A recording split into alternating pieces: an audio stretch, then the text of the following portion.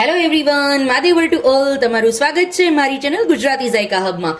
આજે હું તમારા માટે લઈને આવી છું ડોરા કેક, જે ખૂબ જ ઇન્સ્ટન્ટ બની જાય છે.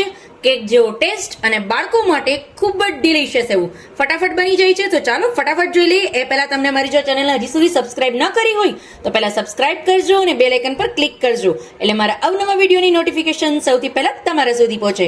જો તમે કેટલો ડિલિશિયસ એનો લુક છે, ફૂલ ટુ ચોકલેટી અને સાથે સાથે હેલ્ધી વર્ઝન.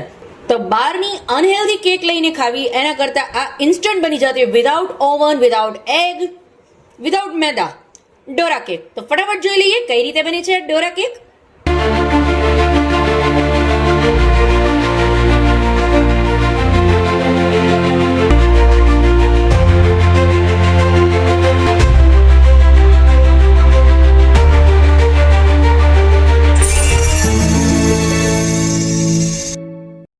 એના માટે સૌથી પહેલા હું અત્યારે 1 કપ જેટલો ઘઉંનો લોટ લઉં છું. તમે ઈચ્છો તો મેંદાનો પણ યુઝ કરી શકો છો, બટ હું અત્યારે ઘઉંના લોટનો યુઝ કરું છું. સાથે એમાં 2 ટેબલસ્પૂન જેટલો કોકો પાવડર એડ કરશું. 4 ટેબલસ્પૂન જેટલો મિલ્ક પાવડર એડ કરું છું, જેનાથી એકદમ છે ને એક ક્રીમી ટેક્સચર આવશે. જો તમે મિલ્ક પાવડર અવોઇડ કરવો હોય તો સ્કીપ પણ કરી શકો છો.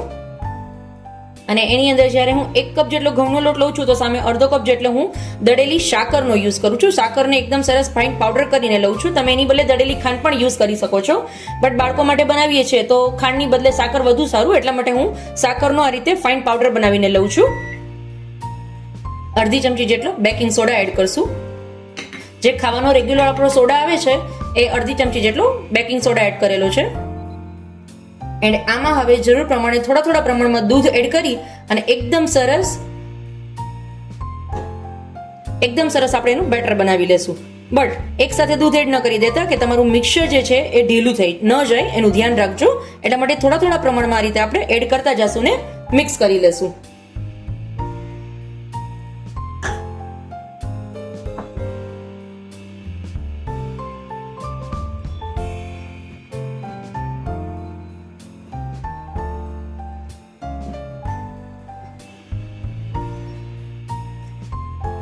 એકદમ સરસ મારું બેટર છે એ મિક્સ થઈ ગયું છે.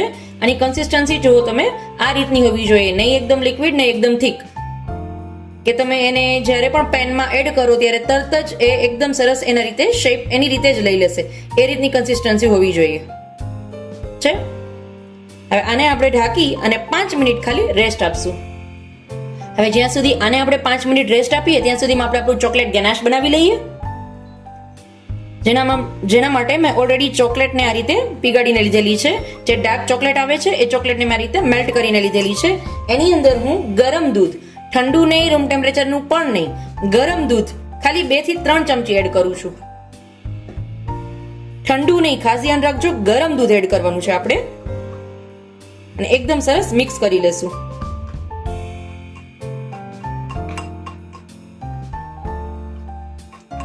જો તમે એનો કલર પણ ચેન્જ થઈ ગયો, ગરમ દૂધ નાખ્યું એટલે, અને એકદમ સરસ એની કન્સિસ્ટન્સી જુઓ તમે કેટલી સરસ થઈ ગઈ છે.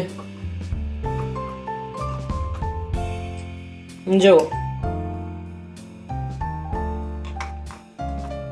હજી આની અંદર આપણે 1 ચમચી જેટલું એડ કરશું દૂધ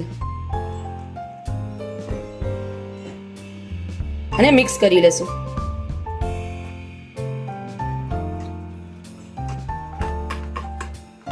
મારું દૂધ છે એ ચોકલેટમાં એકદમ સરસ મિક્સ થઈ ગયું છે. હવે આને હું ખાલી ફ્રીઝરની અંદર 5 મિનિટ માટે સેટ થવા રાખી દઈશ, એટલે એકદમ સરસ ગેનાશની કન્સિસ્ટન્સીમાં આવી જશે. એટલે આને હું ખાલી 5 મિનિટ માટે ફ્રીઝરમાં સેટ થવા રાખી દઉં છું. 5 મિનિટ થઈ ગઈ છે, મારું બેટર છે એ એકદમ સરસ સેટ થઈ ગયું છે. હવે એને એક વખત ફરી પાછું પ્રોપર મિક્સ કરી લેશું અને હવે આપણે આના ડોરા કેક બનાવી લેશું. એ ડોરા કેક બનાવવા માટે મેં આ રીતની પહેલા એક પેન મૂકેલું છે. એની અંદર હું આ ચમચાની મદદથી એક આ રીતે ચમચો એની રીતે જે શેપ લઈ લેશે. તમારે એમાં કાંઈ પણ ઢોસાની જેમ બેટર પાથરવાની કે જરૂરત નથી. ખાલી તમારે એની અંદર આ રીતની બેટર એડ કરી દેવાનું, બસ એની રીતે જ ફેલાઈ જશે અને એની સાઈઝ પણ લઈ લેશે. બટ ખાસ ધ્યાન રાખજો, એક વખત તમારી જે લોઢી છે એ તપી જાય પછી એને સાવ સ્લો કરી નાખવાનો છે ફ્લેમ, અને સ્લો ફ્લેમ પર જ એને પકાવવાની છે. આ રીતે ઢાંકણ ઢાંકી અને 1 મિનિટ સુધી આપણે એને પાકવા દેશું. હવે જ્યાં સુધી આ મારું કુક થાય છે ત્યાં સુધી હું તમારી સાથે એક વાત શેર કરું. આ ઉનાળામાં તમારા માટે સ્પેશિયલ રેસીપી જે બાળકોને પણ ખૂબ જ પસંદ આવે અને મોટાને પણ ખૂબ જ પસંદ આવે એવી. સાથે સાથે જો બાળક એ રેસીપી ટ્રાય કરશે ને તો એમાં એટલું બધું પ્રોટીનથી ભરપૂર રેસીપી બનાવેલી છે કે તમારા બાળકોને જે અમુક પ્રોટીન્સ છે જે અમુક ડ્રાયફ્રૂટ્સમાંથી મળતા હોય, બધા બાળકો બધા ડ્રાયફ્રૂટ્સ ના ખાતા હોય, તો એના માટે આ રેસીપી છે. ચોકલેટ ગુલ્ફી બનાવેલી છે જે ખૂબ જ પ્રોટીનથી ભરપૂર છે. તો તમે આ ઉનાળામાં જરૂરથી ટ્રાય કરજો આ ચોકલેટ ગુલ્ફી. જો તમે એના બબલ્સ છે થોડા થોડા તમને આ રીતે શો થતા હશે. જો તમે જ્યારે કુક થાય છે ત્યારે આ રીતે એના બબલ્સ આવે છે, બટ સ્લો ફ્લેમ પર જ કરજો. હજી એને ઢાંકણ ઢાંકીને આપણે 1 મિનિટ પૂરી પરફેક્ટ એને કુક કરશું.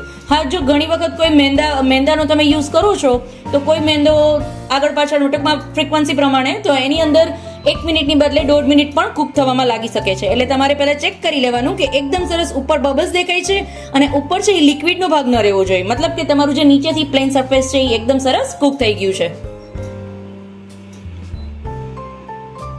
તમે જોઈ શકો છો મારી ડોરા કેક છે એ એકદમ સરસ રેડી થવા આવી ગઈ છે. ઉપરથી એકદમ સરસ બબલ્સ છે. જુઓ તમે આ બધા બબલ્સ છે. હવે આપણે એને પલટાવીને ચેક કરી લેશું. જુઓ તમે નથી ઘી તેલ કોઈ પણ વસ્તુની જરૂરત છતાં પણ મારી ડોરા કેક છે એકદમ સરસ બની ગઈ છે. અને બીજી બાજુ પણ આ રીતે કરી લેશું. છે એકદમ સરસ રેડી, લુક વાઇઝ પરફેક્ટ ને ટેસ્ટ વાઇઝ એટલી ડિલિશિયસ. બંને સાઈડથી કુક થઈ જશે એટલે એકદમ સરસ. જુઓ તમારી બંને સાઈડથી તમારી છે ડોરા કેક રેડી છે. હવે એને એક પ્લેટમાં કાઢી લેશું અને આ જ રીતે બધી ડોરા કેક બનાવીને પહેલા રેડી કરી લેશું. ડોરા કેક બધી એકદમ સરસ બનીને રેડી છે. જુઓ તમે છે એકદમ સરસ બધી ડોરા કેક બનીને રેડી. હવે આપણે એની ઉપર જે મારું જે ચોકલેટ ગેનાશ જે બનાવીને રેડી કરેલું હતું, જુઓ તમે એકદમ સરસ રેડી છે. જો તમે ફ્રીઝમાં જ્યારે તમે સેટ કરવા મૂકો છો અને બહુ વધારે ઘટ થઈ જાય છે તમારાથી, તો એમાં કાંઈ પણ ડરવાની જરૂરત નથી. એમાં ફરી પાછું ખાલી 1 ચમચી જેટલું ગરમ દૂધ એડ કરી અને એકદમ સરસ મિક્સ કરી લેશો એટલે એકદમ સરસ માપનું થઈ જશે. આ રીતે એની ઉપર આપણે પહેલા ચોકલેટ આ રીતે સ્પ્રેડ કરી દેશું.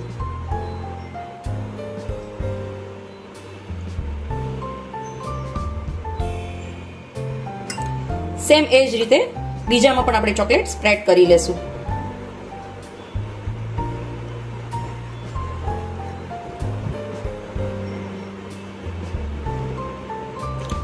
એકદમ સરસ ચોકલેટ સ્પ્રેડ કરી લીધા પછી આને આની ઉપર આ રીતે કવર કરી લેશું. તો મારી ડોરા કેક છે એ એકદમ સરસ રેડી છે.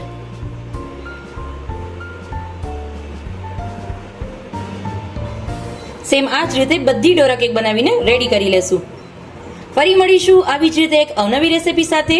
ત્યાં સુધી આવજો ફ્રેન્ડ્સ. માધેવર to all.